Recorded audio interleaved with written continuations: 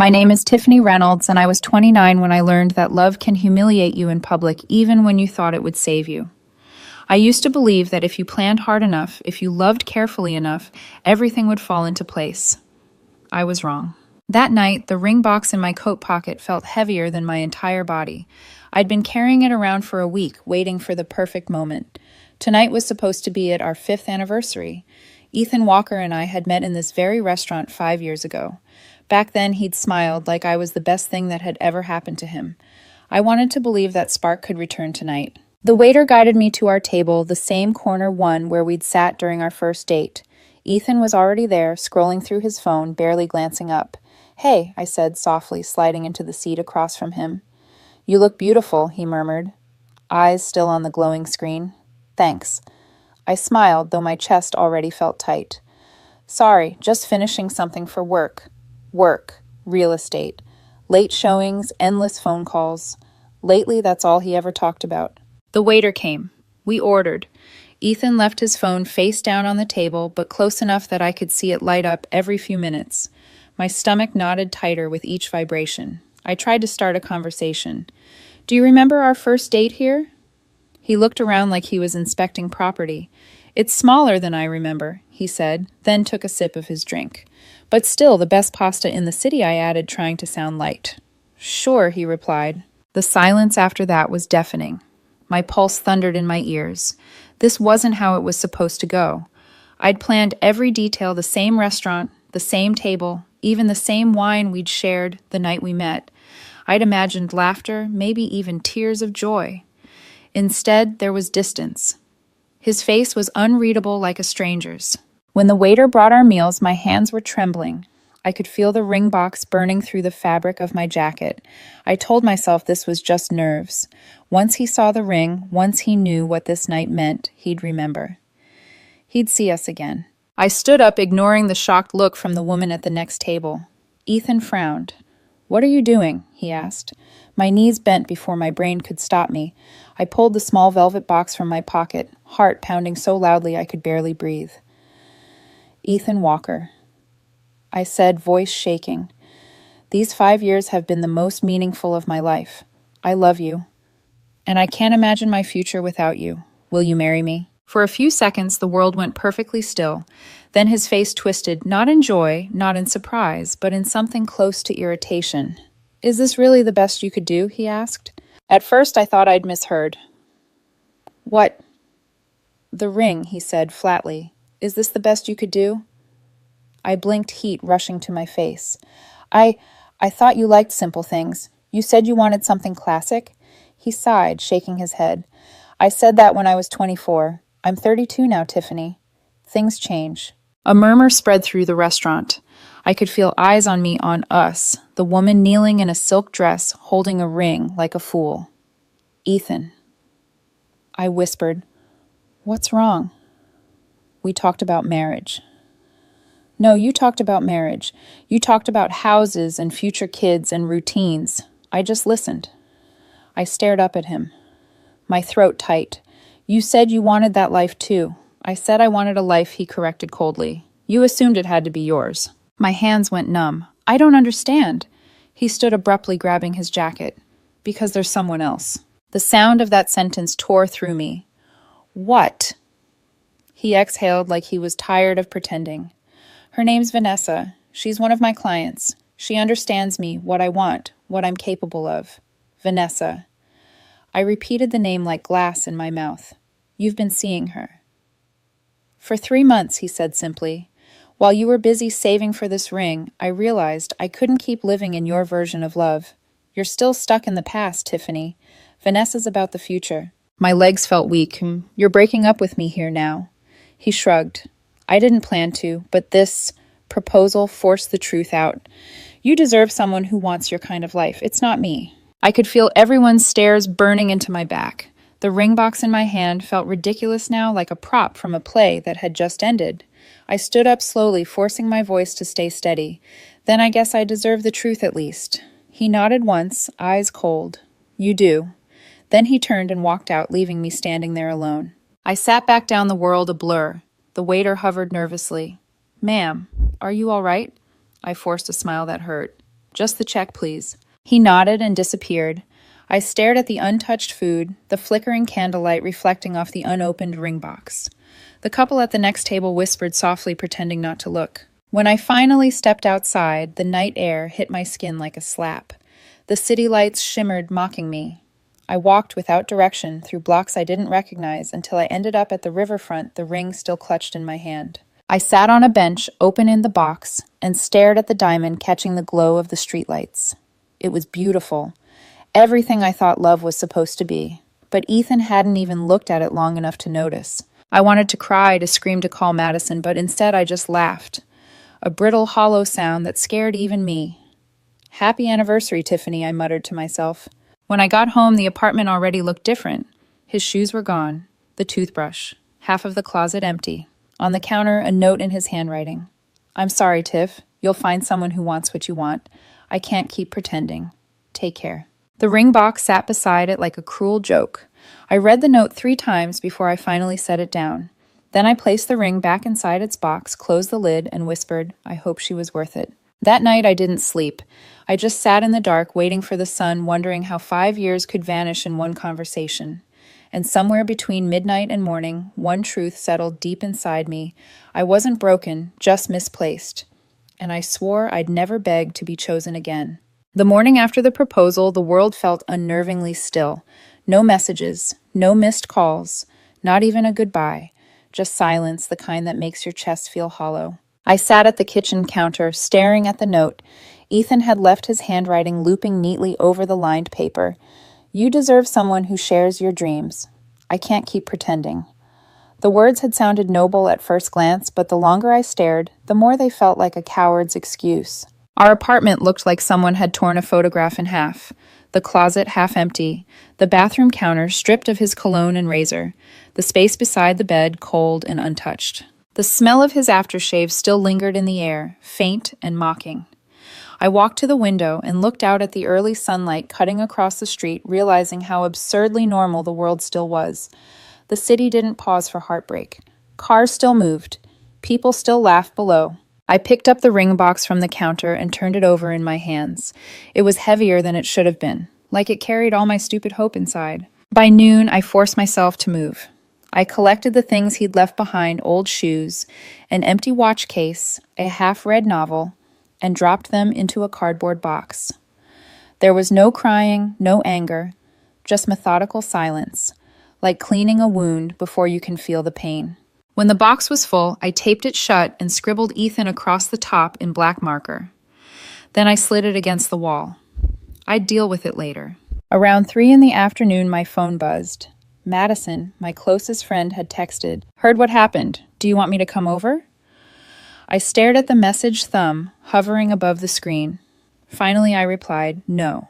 I just need some time to think." She sent back a heart emoji. It somehow made me feel worse. That evening, I called the jewelry store. My voice trembled when I spoke. "Hi, I bought a ring from you last month. I need to ask about your return policy." The man on the other end sounded kind. "Of course, ma'am. Within 30 days, we can offer a full refund. May I ask, is there a problem with the ring?" I hesitated. No. The ring was perfect. The person wasn't. He was silent for a second. "I'm sorry to hear that." "Yeah," I whispered. "Me too." The next morning I drove across town to the jeweler. The sky was overcast, as if it understood my mood. The same clerk who had helped me pick out the ring was there. Tom, a silver-haired man with a kind face. He recognized me immediately. "Ms. Reynolds." "Back so soon." My lips tightened. Not for a good reason. He nodded gently, saying nothing more as I handed him the box. When he opened it, the diamond still sparkled, as if it didn't know it had been rejected. "For what it's worth," he said softly. "It's a beautiful piece. Any man would have been lucky to get it." I smiled without meaning to. Apparently not lucky enough. Tom processed the return silently. I watched the numbers appear on the screen. $8,000, refunded, 6 months of saving refunded in seconds. When I stepped back into the street, the air felt sharper. The cold bit at my fingers, and I welcomed it. Pain at least meant I could still feel something. The days that followed blurred together. Wake up, go to work, come home, repeat. My job as a senior architect had always grounded me, but now it became an anchor. I took every project, stayed late, every night answered emails at 2 a.m. My coworkers thought I was being ambitious. In reality, I was just trying to drown the noise in my head. Madison came by one evening, letting herself in with the spare key I'd given her years ago. She dropped a grocery bag on the counter. I brought dinner. Real food. You can't survive on coffee and cereal forever. I tried to smile. Watch me. She gave me that look, the one that said she wasn't buying it. Tiff, are you okay? I exhaled, my shoulders slumping. Define okay. Eating. Sleeping. Leaving the house for reasons other than work. I'm fine, I said automatically. You're not. Her voice was gentle but firm. She took my hand, squeezing it. He humiliated you, yes. But you're not the fool here. You loved him, and that's never foolish. I looked away, blinking fast. It feels foolish. It feels human. That night, after Madison left, I stood by the window, watching the city lights shimmer against the dark glass.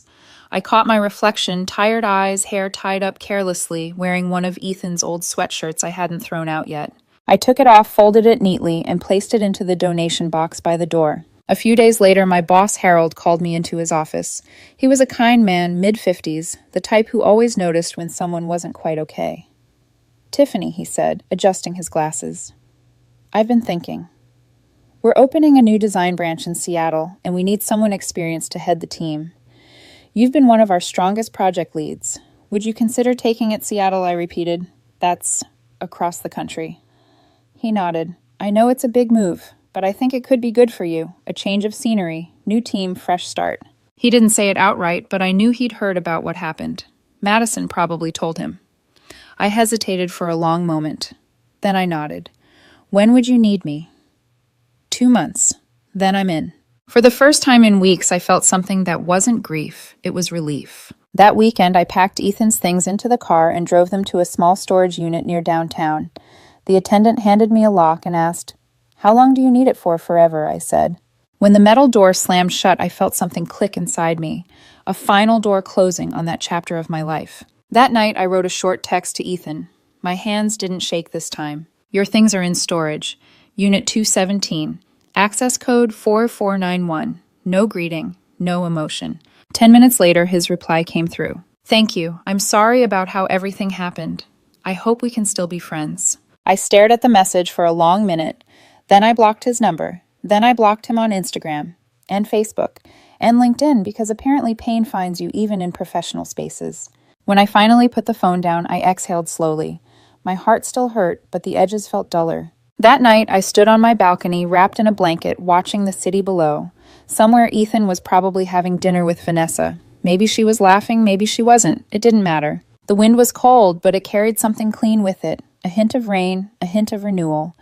I whispered into the night, You don't get to break me twice. Seattle was waiting, and I promised myself that when I got there, I wouldn't be the same woman who'd knelt down and begged for love. I'd be someone who never had to. When I stepped off the plane in Seattle, the air smelled like rain and pine. The sky was gray, heavy, endless, but it didn't feel suffocating. It felt like a clean slate. The relocation team from the firm had arranged an apartment for me, downtown, 12th floor, glass walls, quiet view of the harbor. My first night there, I unpacked just one box coffee mug, laptop, a framed photo of my parents, and a small cardboard box labeled Old Life. I shoved that one into the back of the closet and promised myself I wouldn't open it. Seattle moved differently from Chicago. Slower, moodier. Mornings started with fog drifting through the streets, and nights ended with the sound of rain against glass. I'd always been afraid of silence, but here it became something sacred, a soft space where I could finally breathe. Work became my compass. I threw myself into my new role as senior architect like a soldier charging into battle. 12-hour days, back-to-back meetings, blueprints scattered across my kitchen counter. When my team complimented my designs, I smiled politely but never lingered. Praise didn't touch me the way it used to. I wasn't trying to prove anything anymore, not to Ethan, not to anyone. I was just trying to rebuild from the ashes. One afternoon, while sketching a new project proposal, my colleague Samir leaned over my desk. You work like you're trying to outrun something, he said, half-jokingly. I looked up and smiled faintly. Maybe I am. He nodded thoughtfully. Well, you're doing a damn good job of it. When the office emptied, I'd stay behind. the hum of the printer, the ticking clock that was my company. It was better than coming home to an apartment where no one waited. By the third month, I started filling the empty hours differently. Mornings at the gym, weekends hiking along forest trails, photography classes on Thursdays. Through the lens of my new camera, I started noticing beauty in small, forgotten things. Raindrops on a railing, reflections in puddles, strangers smiling under umbrellas. I began to feel present. Not healed, not yet, but here. Madison called every Sunday. "You sound different," she said one morning, sipping coffee on video chat. "How so?" "Less like a ghost, more like a person." I laughed. "That's progress, then." "It's more than progress, Tiff. It's living." I didn't tell her how sometimes I still woke up reaching for my phone expecting to see Ethan's name light up the screen. How I still avoided Italian restaurants. Some ghosts take longer to fade. 4 months into my new life, I flew home for Madison's birthday. She threw a small game night at her apartment, close friends, soft music, laughter that felt effortless. That's where I met Adam Blake. Madison introduced us with a grin that told me she'd been planning it. "Adam, this is Tiffany, the architect I told you about." He smiled warmly. "Ah, the woman who built the new West Ridge complex," I nodded. Guilty. He was tall, well-dressed, but relaxed, the kind of man who didn't need to prove anything. A financial analyst, apparently. He had kind eyes, the sort of eyes that noticed everything but didn't judge. We ended up seated across from each other during a board game. Settlers of Catan. I was rusty, and he was merciless. "You left your weed exposed," he teased. "That's amateur behavior." I was being polite, I shot back. He smirked. "I don't need polite. I need strategy. Do you have sheep?" He laughed. "Maybe. Convince me." That was the first time in months I genuinely laughed the deep, unguarded kind. When the night ended, he offered to walk me to my car. So he said, hands in his pockets, "How's Seattle treating you?" "Still deciding," I said.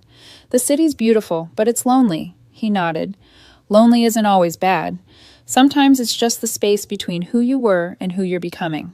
The words stuck with me. We started texting after that, short messages at first, then longer ones.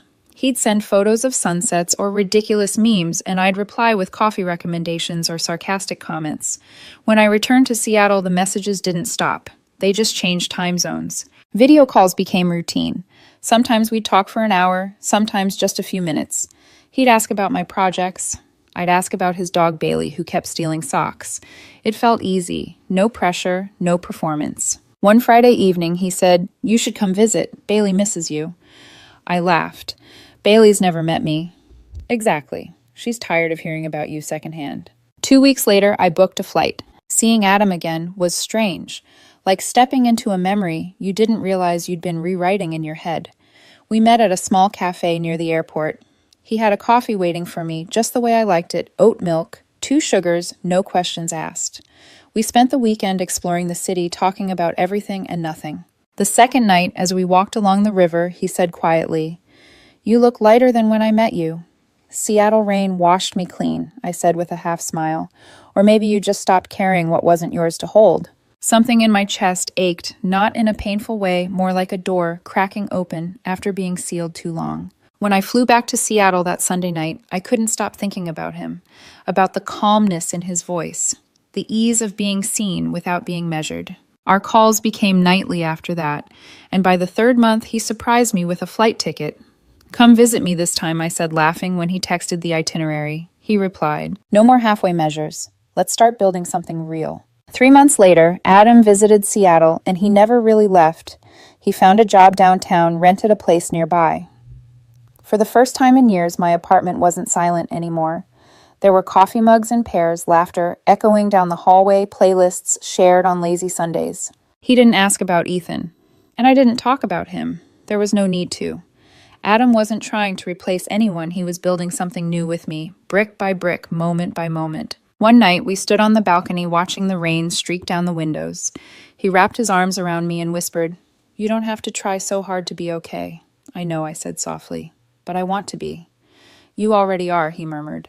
That was the first time I believed it. Seattle still rained every day, but now it didn't sound lonely. It sounded alive. I didn't know it then, but this calm, this peace wouldn't last forever, because the past has a way of finding you even when you've stopped looking for it. And one unexpected phone call would remind me just how fragile healing can be. It's strange how life rebuilds itself in silence. One morning you wake up and realize the ache in your chest has faded, replaced by something steadier. Not joy exactly, but peace. That's what life with Adam Blake felt like. Peaceful. We didn't rush anything, didn't try to script perfection. We just existed together. And somehow that was everything. A year had passed since the move to Seattle. I'd stopped measuring time by heartbreak and started measuring it by moments that mattered. Sunday pancakes, long walks after rain, the sound of Adam humming in the kitchen while making coffee. Our apartment was small but warm. My workspace was filled with sketches and scattered drafts, and Adam's desk sat beside it littered with spreadsheets and half-eaten granola bars. It wasn't glamorous, but it was ours. One quiet evening, while I sat sketching a project, Adam leaned against the doorway. "You know what I like about you?" he asked. I smiled without looking up. "My incredible design sense," he chuckled. "That too. But mostly you make me feel like I don't have to perform, like I'm enough." I set my pencil down and turned to him. "That's because you are." He crossed the room, kissed my forehead. "Was that what your ex made you feel?" Enough. I hesitated. It wasn't a subject we often touched. "No," I said finally. "Ethan made me feel like love was a test I'd never quite pass, like I had to keep proving my worth." Adam nodded softly. "Then I hope I'm giving you a different lesson." "You are," I whispered. "You really are." A few days later, Madison called. Her voice was bright with gossip, but there was an edge of curiosity. "So, Ethan's ex, that Vanessa woman? Apparently she's gone totally silent online. No photos, no posts, nothing." "Okay," I said, half laughing. "And this matters to me because you used to stalk her Instagram after the breakup. Don't pretend you didn't." I grinned. "Maybe I did once, but I haven't thought about either of them in a long time." "Really," she teased. Not even a little satisfaction knowing they might have imploded. I paused, then shook my head. "No. I'm done being invested in other people's karma." That peace lasted until the phone rang. It was late, around 9:45 p.m. I was reviewing design drafts on the couch while Adam cooked dinner. When the unknown number flashed across my screen, I almost ignored it, but something intuition maybe made me swipe to answer. Hello, silence at first, then a shaky breath. "Tiffany, please don't hang up." My stomach dropped. "Ethan," his voice cracked. "Yeah, please just give me a minute. I called your office. I just needed to talk to you." For a moment, all I heard was the sound of rain tapping the window. I should have hung up, but curiosity, or maybe closure, kept me on the line. "I'm listening," I said quietly. "I made a mistake," he said. "Vanessa. She wasn't who I thought she was. She lied about everything. Her money, her life, even her job. It all fell apart. She left and I don't even know where to start over. I'm sorry that happened," I said flatly. He hesitated. "That's it. You're just sorry. What else do you want me to say, Ethan? That maybe you still think about us, that you remember what we had." I took a slow breath. I do remember. I remember how it ended and how much it hurt, but I also remember who I became because of it, and I'm not her anymore. Long silence. Then quietly, "You're with someone else, aren't you?" "Yes. What's his name, Adam? How long?" "About a year." He gave a humorless laugh. "A year. You moved on that fast?" "You moved on in 3 months," I said softly, while we were still together.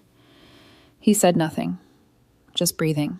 Finally, I added, "I hope you find peace, Ethan. I really do. But we're not going back. Take care of yourself." And I hung up before he could reply. Adam came out of the kitchen holding 2 plates of pasta. He saw my face and frowned. "Was that him?" I nodded. "Is he okay?" "I don't think so," I said. "But that's not my problem to solve anymore." He set the plates down and pulled me into his arms. "Good, because you're mine now." I smiled against his shoulder. "Lucky you." "Lucky us," he corrected. A week later, Madison called again. "You're not going to believe this," she said breathlessly. "A mutual friend told me Ethan's ex, that Vanessa woman, got exposed. The guy she was flaunting, fake career, fake wealth. The ring she posted online. Fake, too. Cubic zirconia from Amazon." I blinked. "Wow. That's all you're going to say? Wow. Tiffany." This is poetic justice. I sighed. It's sad, but I'm not cheering for anyone's downfall, Mads. She groaned. You're too healthy now. It's annoying. Occupational hazard of moving on, I teased. When we hung up, I sat for a long time watching the rain trail down the window. There was no satisfaction in knowing they'd fallen apart. Just quiet understanding what goes around eventually comes back. Months rolled by, like pages turning. Adam and I traveled together. Portland, Vancouver, small coastal towns that smelled of salt and coffee. He took photos of me laughing under storm clouds, and every time I looked at them later, I saw someone I barely recognized, lighter, freer. One evening, while we watched the sunset from a cliff, he turned to me. You ever think about the past? Sometimes, I admitted, but mostly I think about now, he smiled. Good answer. He didn't know how much weight those words carried. For years now had been something I couldn't live in, always replaying what was lost, what should have been. But with him, I'd stopped rehearsing the past and started trusting the present. And yet somewhere deep down, I knew the story wasn't finished, because closure doesn't always come with time.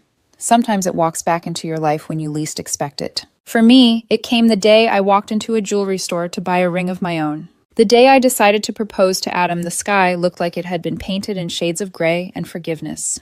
The rain had stopped, but the air still smelled damp, like the world was waiting for something new to begin. 2 years had passed since that humiliating night in the restaurant, and for the first time, I wasn't haunted by it. When I thought about kneeling again, it didn't feel desperate. It felt right. Adam never made grand gestures about love. He just showed up every single day in small, reliable ways. Morning coffee, shared silence, holding my hand during bad news and good. There was no performance, no test, just consistency. That's what I wanted to propose to the kind of love that doesn't need fireworks to last. I walked into the same jewelry store where I'd once returned the ring that broke me. The chime above the door echoed through the quiet space, and for a second the memory hit me like cold wind. Same glass counters, same soft yellow lights, same faint smell of polished wood and velvet boxes. Ms. Reynolds. I looked up. The man behind the counter smiled. Tom, the silver-haired jeweler who'd helped me years ago. He still remembered. Well, he said kindly, I didn't expect to see you again. Neither did I admitted. What brings you back? I need an engagement ring, I said, smiling. For someone who makes life make sense again. His face lit up. Wonderful. Congratulations. We spent the next hour looking through settings and stones. I knew what I wanted. Simple, elegant, delicate. Something that reflected strength without shouting it. When I finally found it, an oval-cut diamond on a slender gold band, Tom nodded approvingly. Excellent choice. What's her name? He asked automatically. Then quickly corrected himself. Sorry, his name. Adam, I said softly. He's patient, kind, the sort of man who doesn't need to be dazzled to feel love. Sounds like a lucky man, Tom said warmly. I smiled. No, I'm the lucky one. As Tom went to print the paperwork, the bell above the door chimed again. I didn't turn around at first, until I heard a voice I hadn't heard in 2 years. Hi, I need someone to look at this. The sound of her tone, low, uncertain cracking in the middle made the hair on my neck stand up. Vanessa. I froze the air, leaving my lungs in one sharp exhale. She walked toward the counter beside mine, clutching a small velvet ring box in both hands, like it was something poisonous. Tom's assistant greeted her politely. Of course, ma'am. What can we help you with? I was told this was real, she said softly, but I need to know for sure. The assistant opened the box and pulled out a glittering ring. He looked at it under a jeweler's loupe, then frowned. Ma'am, he said gently, this isn't a diamond. It's cubic zirconia. Vanessa blinked. That can't be right. He said, I'm sorry, but it's worth about $50 retail. Her face crumbled. Tears welled in her eyes, spilling before she could hide them. I stood frozen, the memory of Ethan's betrayal and her name echoing in my mind like thunder. Vanessa, one of my clients. We've been together for 3 months. Now here she was. Different. Thinner. Her makeup smudged, her clothes rumpled. She looked like someone who hadn't slept in days. Ma'am, the assistant asked softly, unsure what to do. She shook her head, pressing a trembling hand to her mouth. It's just, everything he told me was a lie. Tom called out, unaware of the tension. Ms. Reynolds, your ring is ready. Beautiful choice. Your fiancé is very lucky. Vanessa's head snapped up. She turned slowly, and when our eyes met, her breath caught. Tiffany, she whispered. I straightened, forcing calm into my voice. Hello, Vanessa. Her face went pale. You're buying an engagement ring. I am. For him. She said it like she already knew the answer. Yes, I said simply. For the man who never made me feel small. Her lips trembled. Can we talk, please, just for a minute? Part of me wanted to walk out right then to leave her to her ghosts. But another part, the one that still remembered what it felt like to be humiliated, stayed still. All right, I said. 1 minute. She took a shaky breath. I don't know where to start. Trevor, that's the man I left Ethan for. He lied about everything. The money, the career, the house, all fake. I lost everything, Tiffany. My job, my friends, even my family stopped answering my calls. I thought I'd built something better, but it was all glass. And when it shattered, there was nothing left. Her voice cracked. I destroyed something real for something that never existed. I looked at her for a long time. She wasn't the woman from Ethan's photos, polished, confident, untouchable. She was human now, fragile, and for the first time I didn't feel anger, just quiet pity. I'm sorry that happened to you, I said. She flinched. You're sorry I am, because I know what it feels like to lose something you thought was forever. She shook her head. No, you don't. You have him now. You got the happy ending. I sighed. This isn't about endings, Vanessa. It's about choices. You made one and so did I. She stared at me, eyes glistening. Do you ever think about him, Ethan? Sometimes, I said honestly, but not in the way you think. I don't miss him. I just remember him as a lesson, a reminder of what I won't settle for again. She bit her lip. He told me once you proposed to him, that you knelt in front of everyone. I did, I said calmly. And he said it was the best thing that ever happened to his ego. Her eyes widened, tears spilling freely. I'm so sorry. For everything. I nodded. I forgave you a long time ago, Vanessa. But forgiveness doesn't mean I want to go back to the same story. Tom returned just then, placing a small velvet box in front of me. All set, Ms. Reynolds. I picked it up, feeling its weight light, steady, full of promise. Thank you, I said to him. Then to Vanessa softly. Take care of yourself. Maybe start by forgiving the woman in the mirror. I turned and walked toward the door. Behind me I heard her crying quietly, the sound raw and real. Outside, the rain had started again, soft and rhythmic, like applause from the universe. I looked up at the gray sky and smiled. This time the ring in my hand didn't feel like regret. It felt like closure. The next evening, Seattle glowed under a silver mist. The air smelled like wet leaves and rain-soaked pavement. I remember thinking this is what calm feels like. Not the absence of chaos, but the presence of peace. I had spent all day planning something simple, personal. No fancy restaurant, no audience, just the two of us, the way love should begin again quietly without witnesses. The park where Adam and I had our first kiss sat just a few blocks from our apartment. There was a small wooden bench under an oak tree, the same spot where he'd once told me, lonely isn't always bad. Sometimes it's just the space between who you were and who you're becoming. Tonight that space had finally closed. He was already there when I arrived, standing by the bench, hands in his jacket pockets. His smile was the kind that always made my heart settle. You're late, he teased. Architects are never late, I said, brushing raindrops from my hair. We're just dramatic with timing. He laughed, pulling me into a hug. You okay? You've been quiet since this morning, I nodded, breathing in his scent coffee cedar home. I'm more than okay. He tilted his head. You sure? Yeah, I said softly, stepping back. There's something I want to ask you. His brow furrowed, confused but curious. I took a slow breath, then dropped to one knee. For a moment, time stilled. Only the soft patter of rain, only the sound of my heartbeat echoing in my ears. Adam Blake. I began, voice trembling. But sure, you're the first person who ever made me feel like exactly enough was more than enough. You never asked me to be smaller or quieter or simpler. You just let me be me and loved me for it. His eyes widened, breath-catching, as I pulled the small velvet box from my coat.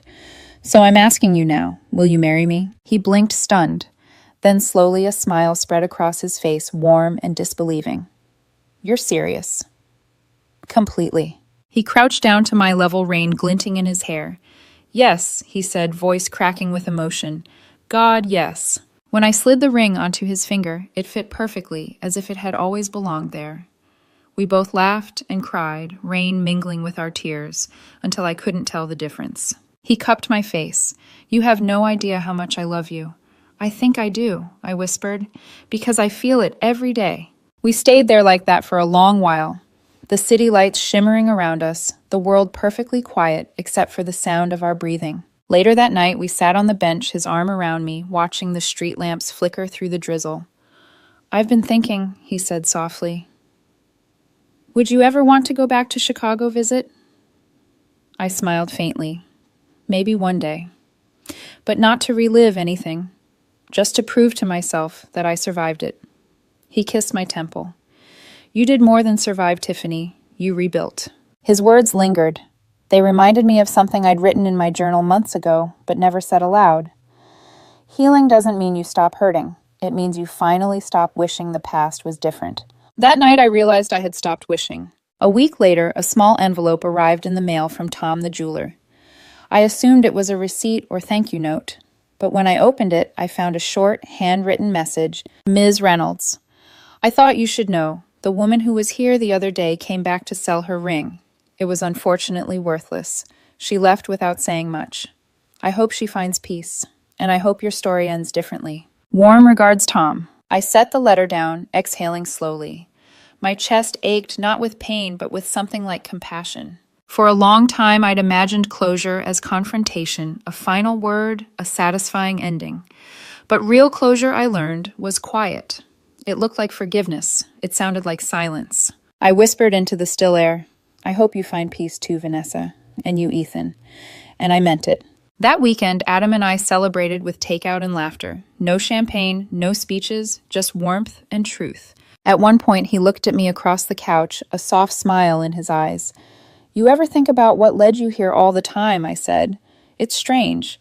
For years I thought I'd been rejected, but now I see it differently. How so? They didn't reject me, I said quietly.